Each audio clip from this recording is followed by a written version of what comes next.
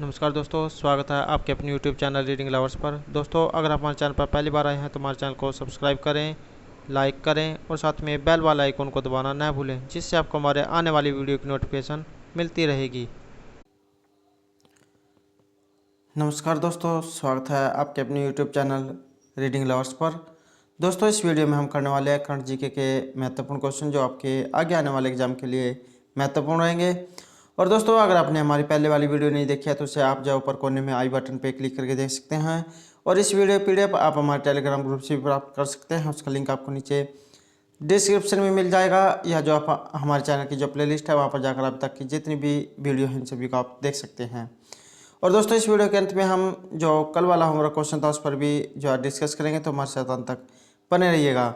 हमारा first question है, वर्ष 2021 के लिए मूडीज ने भारत की जो GDP वृद्धि है इसका अनुमान संशोधित करके कितना कर दिया है। ऑप्शन है 7.9%, 8.6%, 9.1% या 9.8%। राइट आंसर रहेगा 8.6%, ऑप्शन बी। आइए अब जाने इसके बारे में। तो मूडीज इन्वेस्टर्स सर्विस, जिसे अक्सर मूडीज के तौर पर भी जाना जाता है, मूडीज कॉरपोरेशन का जो बॉन्ड क्रेडिट रेटिंग है इसका एक कारोबार है। कंपनी का यह नाम जो उसकी पारंपरिक लाइन और उसके ऐतिहासिक नाम का प्रतिनिधित्व करता है। मूडीज इन्वेस्टर्स सर्विस देश दुनिया की विभिन्न वाणिज्यिक सरकारी संस्थाओं के द्वारा जारी किए गए बॉन्ड पर आधारित वित्तीय अनुसंधान अर्थात जो इंटरनेशनल फाइनेंशियल रिसर्च है इसके अनुसार अनुमान जो प्रदान करती है। और मूडीज ने 12 नवंबर 2020 को भारत की जो GDP है ये पूर्वानुमान को बढ़ाकर वर्ष 2020 के लिए -8.9% जो है संकुचन किया था, जिसका पूर्वानुमान पहले -9.6% संकुचन था। और मूडीज ने वर्ष 2021 के लिए भारत की जो GDP है इसमें पूर्वानुमान को संशोधित करके 8.1% से 8.6% इसको कर दिया है। नेक्स्ट है, किस राज्य सरकार ने शरण संहिता पर एक प्रस्ताव पारित किया है। ऑप्शन है झारखंड, छत्तीसगढ़, उड़ीसा या बिहार। राइट आंसर रहेगा ऑप्शन ए। झारखंड की जो सरकार है, राज्य सरकार, इसने शरण संहिता पर एक प्रस्ताव पारित किया है। आइए जाने अभी इसके बारे में। तो झारखंड विधानसभा ने सर्वसम्मति से जो है 11 नवंबर 2020 को एक दिवसीय विधानसभा सत्र के दौरान शरण संहिता पर एक प्रस्ताव पारित किया है। और झारखंड सरकार के द्वारा पारित किया गया है यह संकल्प वर्ष 2021 की जनगणना में शरण को एक अलग धर्म के तौर पर शामिल करने का प्रयास करता है।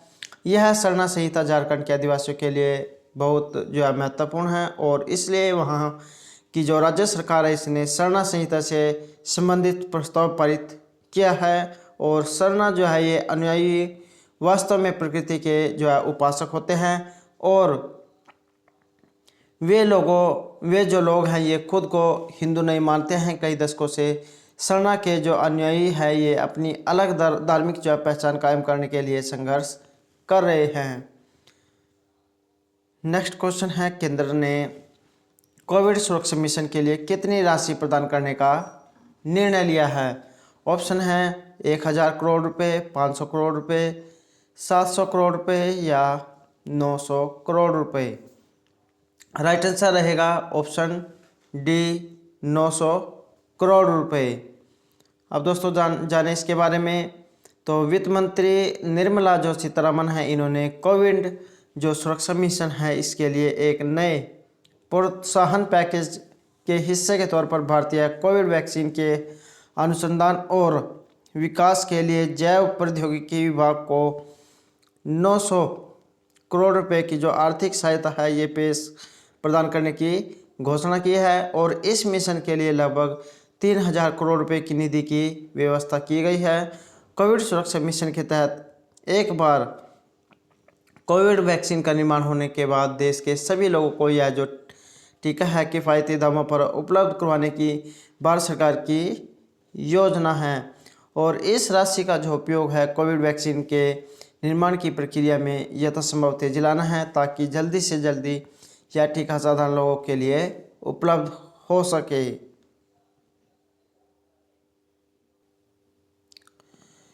केंद्र ने पूर्वोत्तर और जो हिमालयी राज्यों से फलों और सब्जियों के हवाई परिवहन के लिए कितना अनुदान प्रदान करने की घोषणा की है।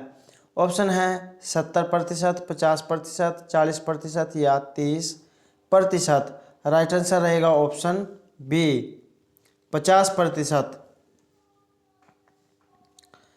तो 11 नवंबर 2020 को केंद्र की जो सरकार है इसने एक जो है नई योजना ऑपरेशन ग्रीन की घोषणा की है, जिसके तहत देश के किसी भी स्थान पर 41 अधिसूचित फलों और जो सब्जियां हैं इसके हवाई परिवहन के लिए हिमालयी राज्यों के साथ ही पूर्वोत्तर राज्यों को जो 50% सब्सिडी प्रदान की जाएगी। और इस योजना के तहत आर्थिक सहायता प्रदान करने के लिए जो विभिन्न संस्था है इनसे प्रस्ताव आमंत्रित किए जा रहे हैं। और यह जो योजना है फिलहाल 11 जून 2020 अधिसूचना की तिथि से आगामी जो 6 महीनों के लिए लागू की गई है। और ऑपरेशन जो ग्रीन योजना है इसका जो प्रमुख उद्देश्य है ये फलों और सब्जियों के जो कारोबारी होते हैं उनको लॉकडाउन के कारण होने वाली आर्थिक मंदी से बचाने के लिए जो जरूरी सहायता प्रदान करना है। नेक्स्ट है किस देश ने सेवानिवृत्त सैन्य कर्मियों को सहायता प्रदान करने के लिए एक जो नया कानून अपनाया है।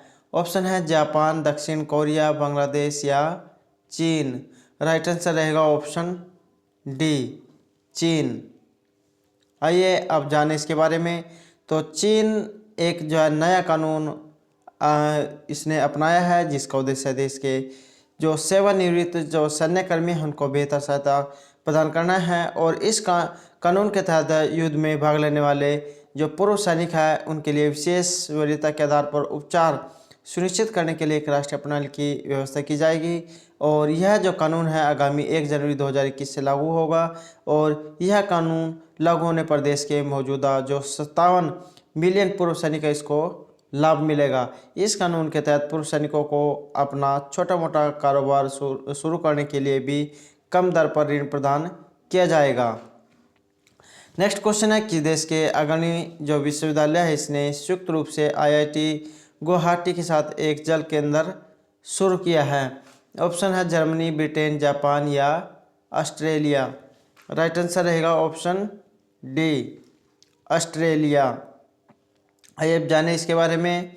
तो ऑस्ट्रेलिया जो है भारत जल केंद्र का उद्घाटन 6 नवंबर 2020 को आयोजित जो वेबिनार है इसके माध्यम से कोविड-19 महामारी के मद्देनज़र किया गया था। और यह जल केंद्र भारत और ऑस्ट्रेलिया के जो अन्य 21 भागीदारी हैं इनके साथ IIT गुवाहाटी और ऑस्ट्रेलिया के जो पश्चिमी सिडनी विश्वविद्यालयों की एक पहल है। भारत और ऑस्ट्रेलिया ने इस उद्देश्य के लिए एक जो MOU है इस पर भी हस्ताक्षर किए हैं। और इस MOU के तहत जो है मुख्य रूप से जल से संबंधित अनुसंधान और अध्ययन शामिल होगा। इस MOU की अवधि 5 साल है और यह जल केंद्र दोनों देशों के बीच जल संबंधी विभिन्न मुद्दे और समस्याओं के लिए जो है समाधान प्रस्तुत करेगा। हमारा अगला क्वेश्चन है किस अंतर्राष्ट्रीय संगठन ने एक खाद्य गठबंधन शुरू किया है। ऑप्शन है FAO, WHO, WFP या IFBRI। तो राइट आंसर रहेगा FAO ऑप्शन ए। आइए अब जाने इसके बारे में। तो संयुक्त राष्ट्र के जो खाद्य और जो कृषि संगठन है इसने दुनिया भर में खाद्य व्यवस्था और कृषि पर कोविड-19 के प्रभाव से निपटने के लिए औपचारिक रूप से एक अंतर्राष्ट्रीय जो खाद्य गठबंधन है ये शुरू किया है। इसे कोविड-19 खाद्य गठबंधन के तौर पर भी जाना जाता है। और यह जो खाद्य गठबंधन है ये विभिन्न देशों के मध्य एक मंच के तौर पर भी काम करेगा, जो विभिन्न देशों की जो खाद्य समस्याएं हैं और खाद्य आपूर्ति से संबंधित विभिन्न मामलों के लिए आपस में विचारों और जानकारी का आदान प्रदान करेंगे। अभी तक जब पूरी दुनिया के 35 देश जो इस गठबंधन में शामिल हुए हैं।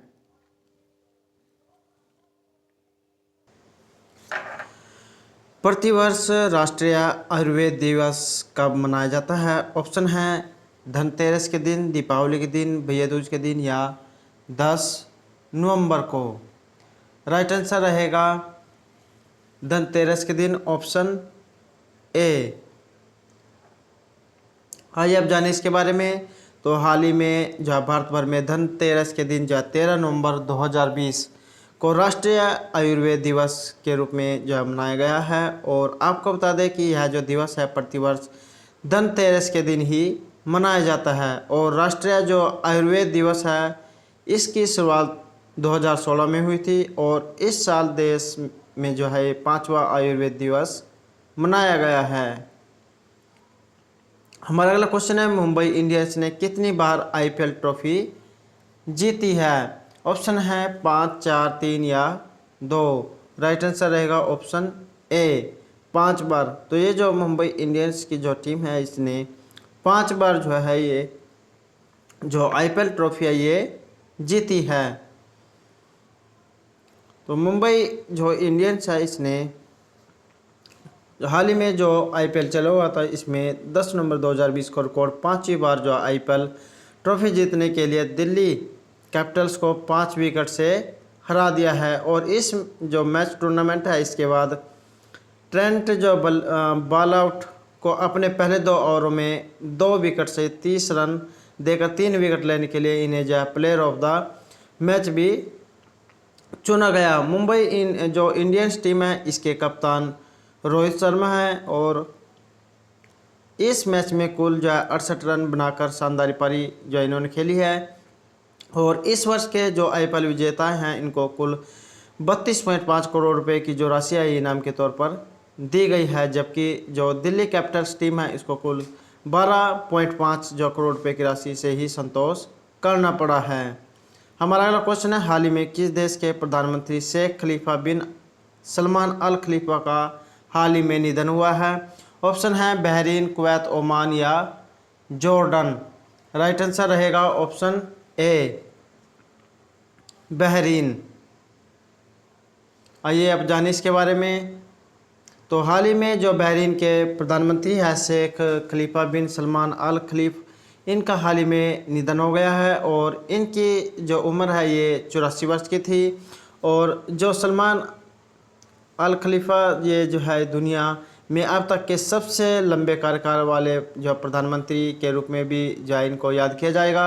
और उन्होंने 1971 में बहरीन की जो स्वतंत्रता के बाद देश के प्रधानमंत्री का जो पदभार है ये संभाला हुआ था। यानी कि वह जो अब करीब 49 साल जो है प्रधानमंत्री पद पर रहे हैं। तो दोस्तों ये थे हमारे आज के करंट जीके के महत्वपूर्ण क्वेश्चन। अब दोस्तों कल वाला जो हमारा क्वेश्चन था उस पर बात कर लेते हैं। तो हमारा क्वेश्चन था कि हाल ही में किस राज्य में भारत की सबसे लंबे सिंगल लेन जो मोटरेबल जो ब्रिज है इसका उद्घाटन किया गया है? राइट आंसर था ऑप्शन डी, उत्तराखंड। तो उत्तराखंड में जो भारत के सबसे लंबे सिंगल लेन जो मोटरेबल सस्पेंशन ब्रिज है इसका उद्घाटन हुआ है। और उद्घाटन के मौके पर मुख्यमंत्री त्रिवेंद्र सिंह रावत ने कहा है कि इस पुल से सिर्फ प्रतापनगर और जो टेरी ही नहीं बल्कि जो पूरा प्रदेश है इस पर्यटन को भी इससे बढ़ावा मिलेगा। और मुख्यमंत्री ने जो एक ट्वीट में कहा है कि देश का सबसे लंबा जो मोटरेबल ये जो डोबरा चांठी जो झूला है पुल ये 100 से भी ज़्यादा गाँव को जोड़ने का काम करेगा। और उत्तराखंड की जो विश्व प्रसिद्ध टिहरी झील है इस पर बने देश के सबसे लंबे डोबरा चांठी मोटरेबल जो झूला है इस पुल विकास का भी एक नया द्वार जाए बन गया है। तो दोस्तों ये थे हमारे जो कल के होमवर्क क्वेश्चन से संबंधित कुछ महत्वपूर्ण जानकारी। अब दोस्तों हमारा आज का होमवर्क क्वेश्चन है, हाल ही में किस देश के खोजकर्ताओं ने ग्रेट बैरियर रीफ में 500 मीटर लंबी प्रवाल भित्ति की खोज की है? ऑप्शन है जापान, ऑस्ट्रेलिया, चीन या भारत। दोस्तों इस क्वेश्चन का आंसर आपको कमेंट बॉक्स में देना है और आंसर के बारे में आपको जितना ही पता उतना लिखा करें, क्योंकि लिखी हुई जो चीज़ें होती है वो लंबे समय तक माइंड में रहती हैं। और दोस्तों अगर आपको हमारे क्वेश्चन अच्छे लगे तो हमारे चैनल को सब्सक्राइब कीजिएगा, लाइक कीजिएगा और ज़्यादा से ज़्यादा ग्रुपों में शेयर कीजिएगा। और दोस्तों हमारे साथ अंत तक बनाने के लिए धन्यवाद।